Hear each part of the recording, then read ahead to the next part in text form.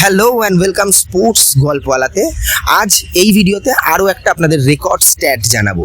এই মুহূর্তে ভারতীয় ক্রিকেটের বোলিং লাইন আপে যাকে নিয়ে সবচেয়ে বেশি চর্চা তিনি হলেন হর্ষিত রানা, যিনি মোহাম্মদ সিরাজ কিংবা আর্শদীপ সিংদের মতো বোলারদের পিছনে ফেলে এই মুহূর্তে প্রথম একাদশে সুযোগ করে নিয়েছেন।